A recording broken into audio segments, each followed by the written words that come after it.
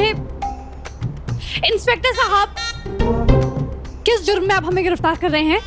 अब सल्यूटामोल के side effects के बारे में पढ़ना जुर्म कब से हो गया? आपने मुझे फिर पकड़ लिया। प्यार के साइड इफेक्ट के बारे में सुना है, शादी के साइड इफेक्ट के बारे में सुना है, ये सल्यूटामोल के साइड इफेक्ट्स? हाँ, लगता है इस कारोबार का ये नया कोड वर्ड है। अरे तुम लोगों को शर्म आनी चाहिए दिन दहाड़े सल्यूटामोल करते हुए। हाँ? सल्यूटामोल करने का कोई वक्त होता है? ओ, मेरी मर्जी, मैं चाहे सुबह करूँ, शाम करूँ, दिन करूँ, रात करूँ, आप क्या? ओ शेजवान, सल्यूटामोल इनके लिए पढ़ाई करना नहीं है, कुछ और सोच रही है। जो भी सोच रहे हैं सोचने दीजिए, मैं कोई गलत काम तो ना कर रही हूँ। टीवी में पहली बार देख रही हूँ किसी को सल्यूटामोल से इतनी प्रॉब्लम है। आपको पता भी है हॉस्पिटल में कितने डॉक्टर्स पेशेंट्स की जान बचाते हैं सल्यूटामोल से। डॉक्टर्स सल्यूटामोल से? अबे वो शेजवान क्यों फैल रही हो? इनको लगता है कि सल्यूटामोल वो होता है जो ये तुम्हारे साथ करने की कोशिश कर रहा था। राहुल बिलाखवत, छी छी छी। तो नील, इनको लगता है कि हम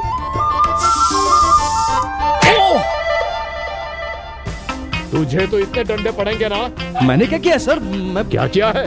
अरे तुम्हारे बारे में सारी इंफॉर्मेशन है हमारे पास। छी छी छी छी छी। अरे कल तक तो औरतें अपने शरीर का व्यापार करती थी और आज तुम जैसे मर्द ये सल्यूटामोल करते हैं।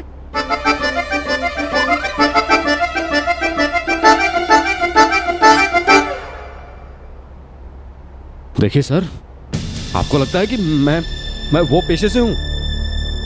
What nonsense is this? Inspector साहब, आपको ना बहुत बड़े वाली मिसअंडरस्टैंडिंग हो गई है कि क्या सल्यूटामोल करेंगे। आपको पता है मैं इनके पास जाती हूँ ना तो ये डर के भाग जाते हैं, बल्कि सच तो ये है कि ये मेरे पति हैं। पति? जी सर, आपको तभी से वही तो समझाने की कोशिश कर रहे हैं कि हम दोनों पति पत्नी हैं। और सर मैं महंत माधव आनंद व्यास जी का बेटा हूँ, नीलकंठ ध्यानी। सर मैं चाहत ध्यानी और ये नील ध्यानी। व्यास जी का बेटा? आई कार्ड दिखा। है ना सर, आईडी है। प्लीज नहीं, आप छोड़िए मुझे, आपने क्या पकड़ के रखा है? ये लीजिए।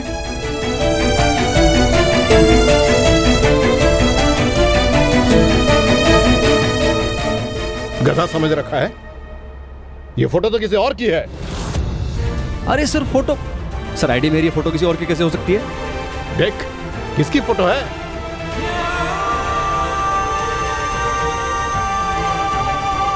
इंस्पेक्टर साहब, वो एक्चुअली इनके साथ एक बहुत बड़ा हादसा हुआ था, इसीलिए इनकी फेस की सर्जरी हुई है। इनके फेस पे काफी जख्म थे। चुप! झूठ पे झूठ, झूठ पे झूठ। ले चलो। झूठ क्यों बोलेंगे सर? एक सेकंड, आप व्यास जी से बात कीजिए, पहले मेरी बात सुनिए। मैंने नीलकंठ को मीरावस्थी के नाम से इतने सारे संदेशे भेजे, पर उसने मेरे किसी भी संदेश का उत्तर नहीं दिया। पता नहीं क्यों।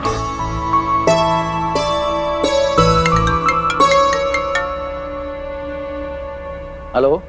प्रणाम व्यास जी। प्रणाम।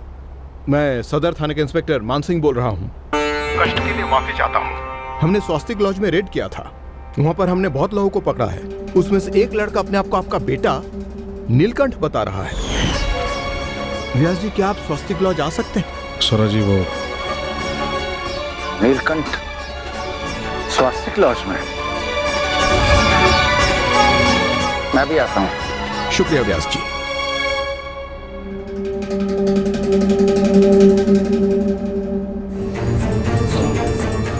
इसका मतलब नीलकंठ और चाहत उस मूर्ति के बारे में पता ना लगा ले। मुझे वहां पर पहुंचना होगा। सोरा जी, नाम क्या है तेरा? मोबाइल नंबर नोट करो। ये सब तुम्हारी गलती है, तुम जबरदस्ती लेके आई हो मुझे इस घटिया जगह पर। ओ हेलो, आप तो ऐसे बोल रहे जैसे मैं वेकेशन मनाने आई हूँ। छापरा से इन्फॉर्मेशन निकालनी है ना? कौन छापड़ा? तुम कोई करमचंद हो? इन्फॉर्मेशन निकालनी है? छापड़ा से फंस गए ना यहाँ पर। ए डुप्लीकेट नीलकंठ, अरे तुम लोगों ने इसे लवस पॉइंट समझ रखा है क्या? बकर बकर किए जा रहे हो। सर मैं इसको यही समझाने की कोशिश कर रहा हूँ, ये बेकार में बहस कर रही है। और आपको एक बात बताऊं, ये अपनी गलती कभी मानती नहीं है सर। इसको समझ में नहीं आ रहा, दिन रात आलू के चिप्स खा खा कर इसकी मोटी बुद्धि के साथ इसका ईगो भी मोटा हो गया। आपको लगता है मुझ में ईगो है? इंस्पेक्टर साहब, कम से कम 15 मिनट तो जान रहे हैं ना आप मुझे। आप सच सच बताइए, क्या आपको मैं ईगो वाली लड़की लगती हूँ? बताइए ना। नहीं। वही तो।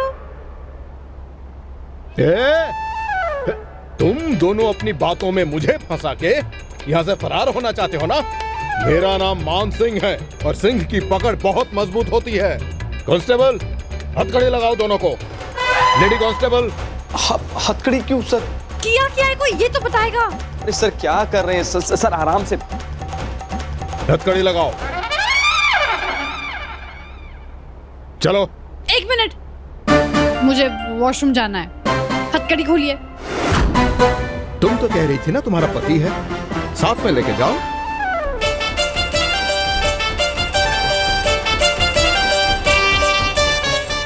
ठीक है, आज तो मैं प्रूफ करके रहूंगी कि ये मेरे पति है। चलिए नील, चलिए वॉशरूम। कांस्टेबल, साथ में जाओ।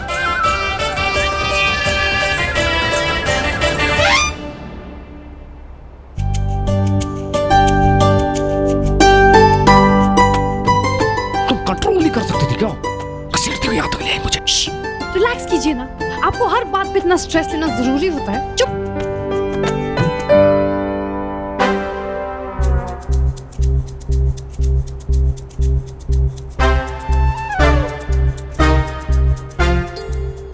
ओ भयंकर, तुम क्या कर रही हो ये?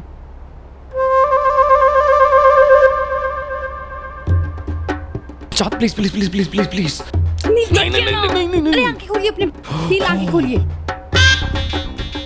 ऐसा तो सिर्फ आपने फिल्मों में देखा होगा ना। अब मैं स्पिन से हथकड़ियां खोलने जा रही हूँ। Oh no no no no no no no no no, पहली बार इतना तमाशा क्रिएट हो चुका है, बहुत प्रॉब्लम हो चुकी है। चाँद please please please please Neel, please. आप कितने डरपोक है। छोड़िए, करने दीजिए मुझे। चाँद नहीं नहीं नहीं नहीं, फंस जाएंगे प्लीज। अरे नील, कुछ नहीं होगा, एडवेंचर है, मजा आएगा। एडवेंचर नहीं, वो मानसिंह बहुत डंडे मारेगा मुझे। प्लीज चाँद, नो नो।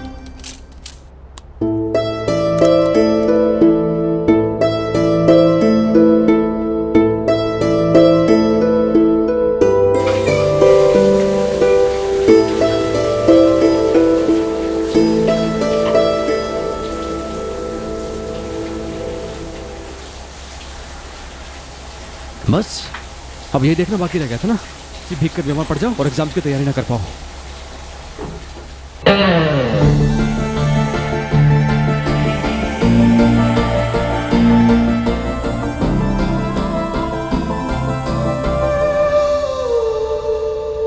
साहब, अब तो फाइन भी भर दिया मैंने।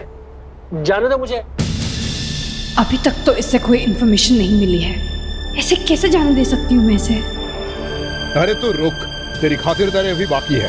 चलिए। सबके डिटेल्स लो, फोन नंबर, एड्रेस सब। सुनिए, मुझे ना आपसे कुछ बात करनी है। अरे आप फिर आ गए। अरे मुझे माफ कर दो बहन, मैं राखी बनवा लेता हूँ आपसे। अरे मुझे आपके पति से फिर से नहीं पिटना। आप मुझे बहन मानते हैं ना, तो प्लीज मेरी मदद कर दीजिए। चाँद, क्या चल रहा है?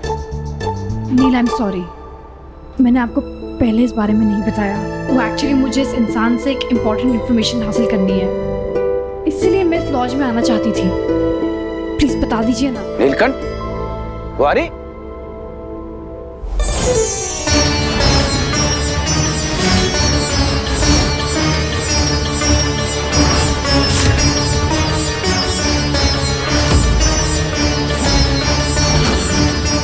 तुम लोग यहाँ क्या कर रहे हो? क्या आवश्यकता पड़ी थी आने की? प्रणाम व्यास जी, ये वाकई आपका बेटा नीलकंठ है? माफ कीजिएगा, इसका चेहरा आईडी कार्ड से मैच नहीं हो रहा था, तो हमने सोचा कि। हवलदार, हथकड़ी खोल दो इनकी। इंस्पेक्टर साहब, एक दुखद घटना में नीलकंठ का चेहरा बिगड़ गया, इसीलिए आप मेरे सुपुत्र को पहचान नहीं पाए।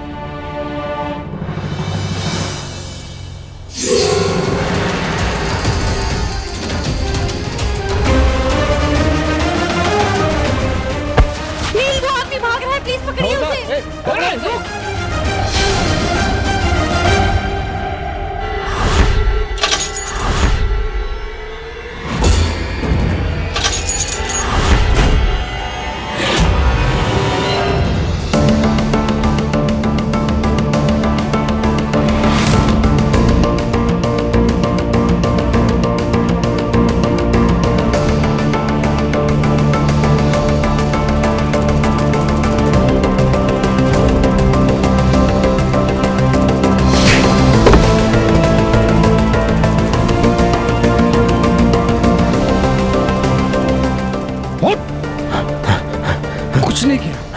कुछ नहीं किया पकड़ो तो भाग इसे। क्यों रहा था?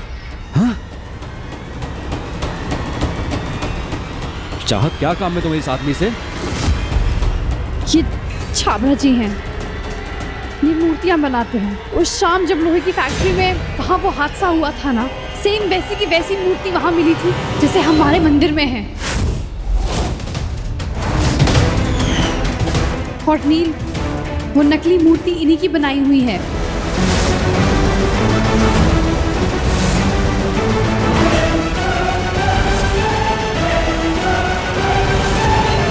माँ की नकली मूर्ति? ऐसा घृणास्पद कार्य कौन करवा सकता है? बाबा, हो सकता है ना जिसने भी वो नकली मूर्ति बनवाई हुई हो, वो सोने की असली मूर्ति को चुराना चाहता हो। और जैसे उसने नील को देखा वो घबरा गया और उसने घबराहट में नील पर जानलेवा हमला कर दिया। हे प्रभु, यानी किसी और के अपराध का दंड चुकाया है मेरे नीलकंठ ने।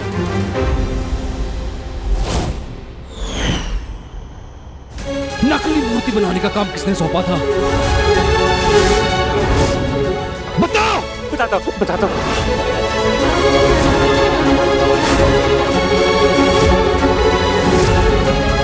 मुझे एक मूर्ति बनाने का काम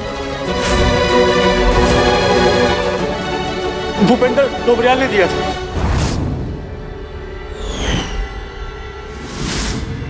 भोपू भैया?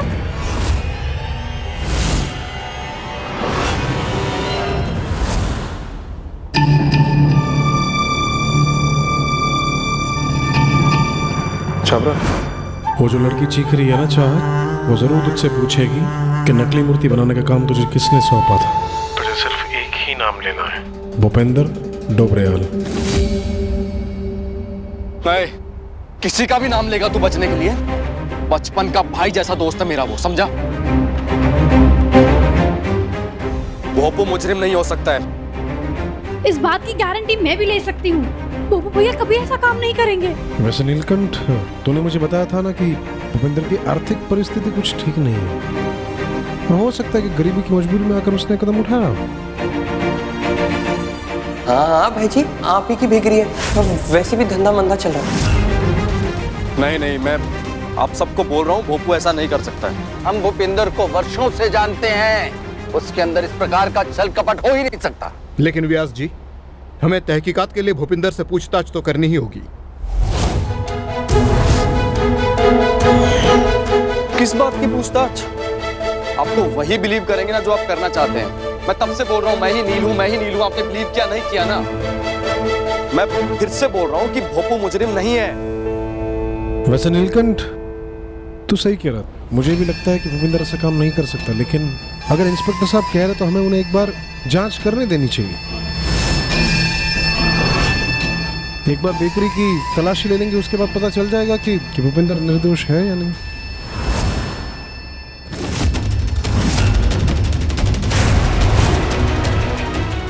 ओ भयंकर, बेकरी की तलाशी होगी तो इनके हाथ बेग लग जाएगा।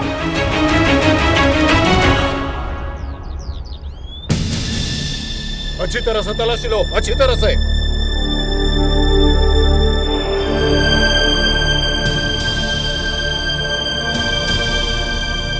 लगता है भोपू बेकरी में नहीं है।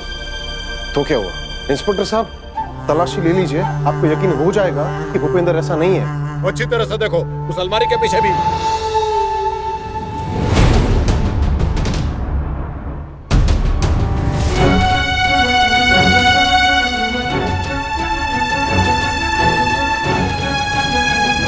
हे भोलेनाथ, पीछे का कमरा मत चेक करने देना इन्हें, कहीं बेग इनके हाथ न लग जाए। नील, आप इतने स्ट्रेस्ड क्यों लग रहे हैं? हम तो जानते हैं ना भोपू भैया से यहाँ पे कुछ भी नहीं मिलेगा।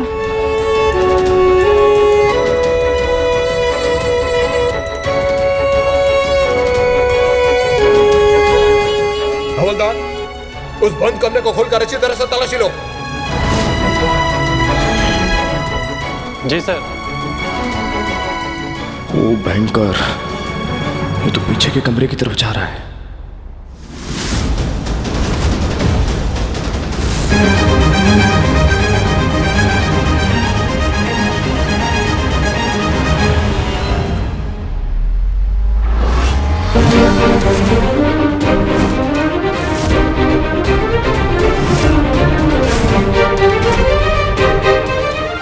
लगता है बेग फिर से भाग गया। नील भाई जी, ये सब क्या हो रहा है? हाँ भोपू, ये लोग बोल रहे हैं कि तूने मंदिर की नकली मूर्ति बनवाई है।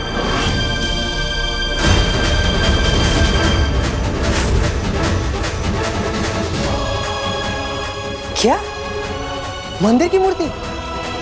शिव शिव शिव शिव शिव, ऐसा कुछ करूंगा तो पाप नहीं लगेगा मुझे? आई नो, तू ऐसा नहीं कर सकता। I know. सर, ये रही मूर्ति।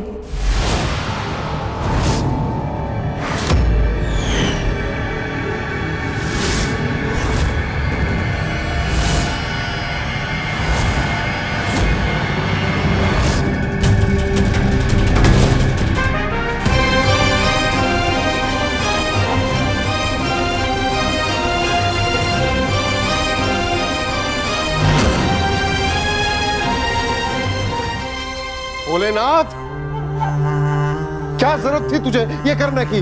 बोल। प्रमुख जी, नील भाई जी, मैंने ऐसा कुछ नहीं किया है।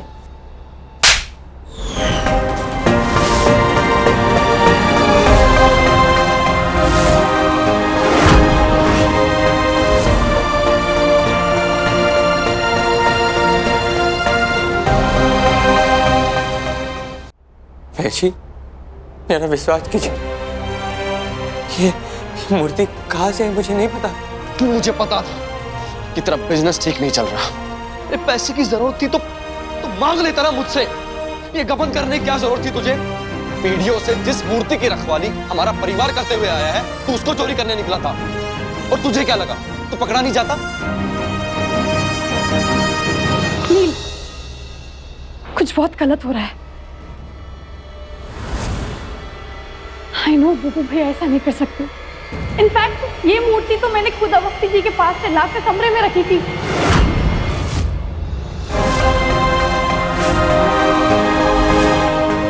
पर ये मूर्ति यहाँ कैसे आ गई?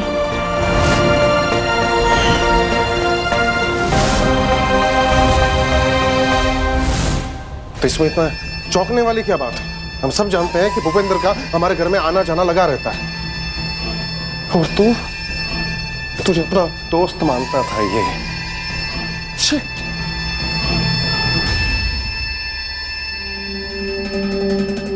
इंस्पेक्टर साहब, पीछे वाले कमरे में हमें ये मिला है, शायद इसके साथ यहाँ कोई और रहता है।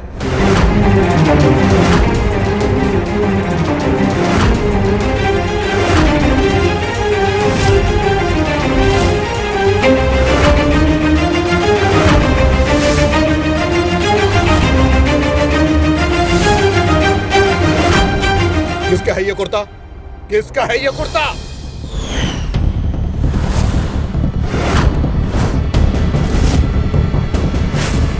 सच सच बता, किसके साथ मिलकर गैर कानूनी काम कर रहे थे यहाँ?